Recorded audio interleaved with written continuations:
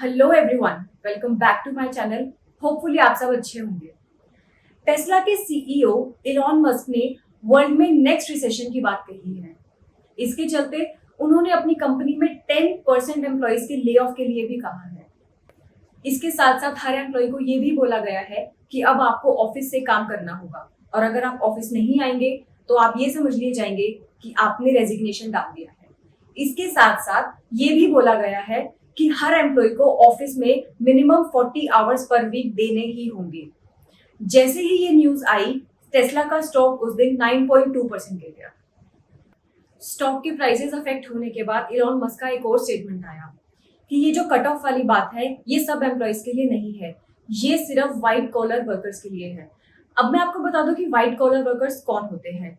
White collar workers वो होते हैं जो कि हाईली एजुकेटेड, हाईली स्किल्ड और हाईली पेड होते हैं, जिनके ऑपोजिट हमारे मैनुअल वर्कर्स और मेसन्स आते हैं।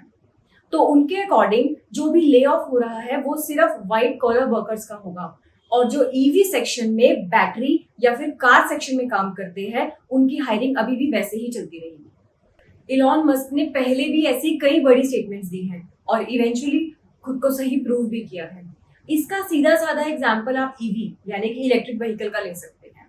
आज भी हमें ये कॉन्सेप्ट नया लगता है और शायद आप लोग ये सोचते होंगे कि हम लोग ईवी पर इसलिए मूव कर रहे हैं क्योंकि पेट्रोल और डीजल के प्राइसेस बहुत ज्यादा बढ़ रहे हैं।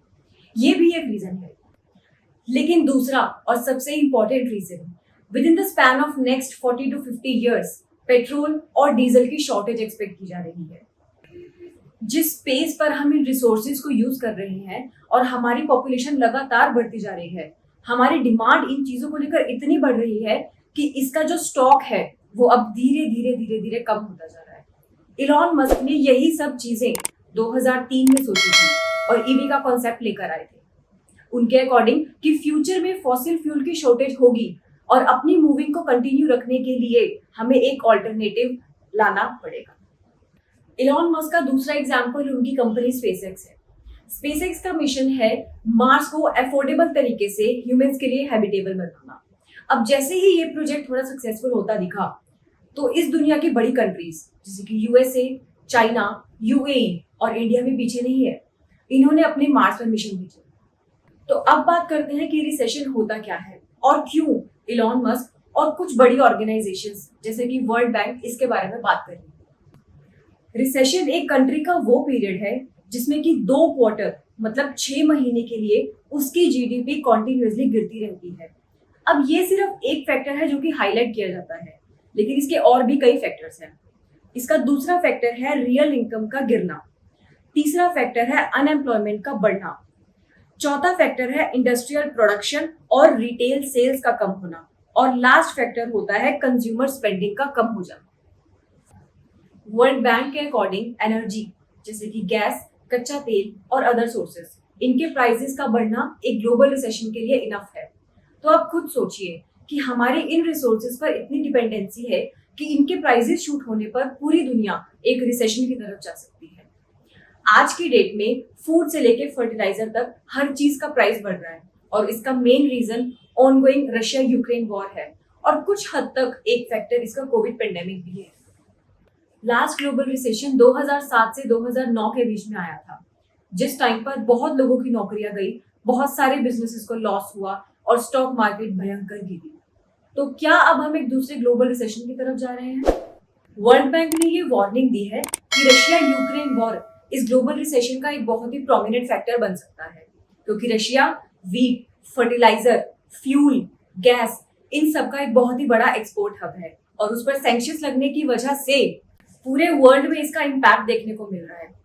वर्ल्ड की 4th बिगेस्ट इकोनॉमी जर्मनी से लेकर यूएस और चाइना तक अब इसका असर दिखना शुरू हो चुका है।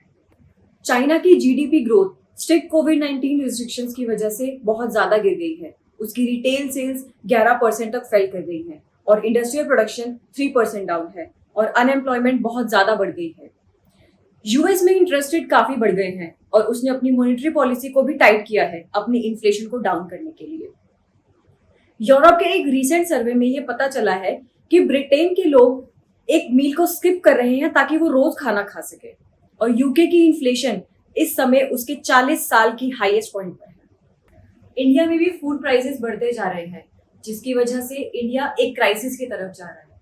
फूड के प्राइसेस बढ़ता हुआ देख के इंडिया ने अपने वीट के एक्सपोर्ट को बैन किया, जिसपे कि आईएमएफ ने इंडिया से रिक्वेस्ट किया कि आप ऐसा ना करें, क्योंकि इससे इंटरनेशनल मार्केट में वीट के प्राइसेस बढ़ जाएंगे।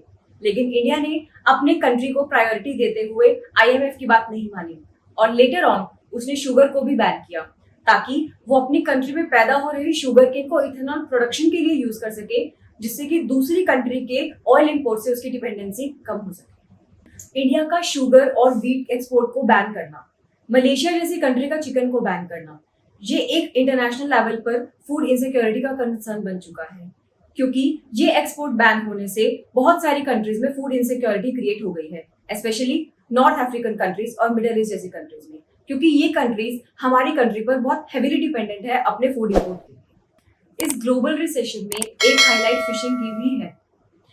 ग्लोबल वार्मिंग की वजह से फिशेस नॉर्थ वाटर में जाना शुरू हो गई है, जिसकी वजह से हमारे फिशरमैन को फिश को हंट करने के लिए बहुत ज्यादा टाइम देना पड़ता है और फिशेस के कम होने की वजह से उसके प्राइसेस भी अप होते जा रहे हैं। इन सब चीजों का असर पाकिस्तान की इकोनॉमी पर भी बहुत ज्यादा पड़ा है। असर इतना ज्यादा है कि पाकिस्तान ने आईएमएफ से $6 बिलियन का बेल आउट पैकेज मांगा है और उसको अपनी कंट्री की फाइनेंसिंग के लिए तो $36 बिलियन की जरूरत है। जैसे कि पिछले दिनों श्रीलंका ने इमरजेंसी डिक्लेयर की है, पाकिस्तान भी अब सेम ही रास्ते पर है। लेट्स वॉच अ वीडियो कि आईएमएफ का इन सब पर क्या कहना है। The global economy, we're projecting growth at 3.6% this year. While, many things are possible, I would say the risk of a global recession is somewhat lower than the risk of individual countries going into recession. And we certainly see the ones that have been affected more by the war in Ukraine, in Europe. We could see technical recessions in some of these countries. Mm-hmm. Headline inflation in India is 7.8% right now. It's the third month in a row that it's above the band of where inflation should be. So this is a concern. I mean, revenues have come in strongly, more than was expected. Both on direct as well as GST. Exactly. So that provides some room. But there have been multiple announcements at this point. So we have to see, what the effect is going to be. But that is an important point, which is it is going to move in one direction, which is that it's going to raise. Thank you so much for watching my video. My name is Neha Gupta. If you like my content, do subscribe to my channel and hit the like button.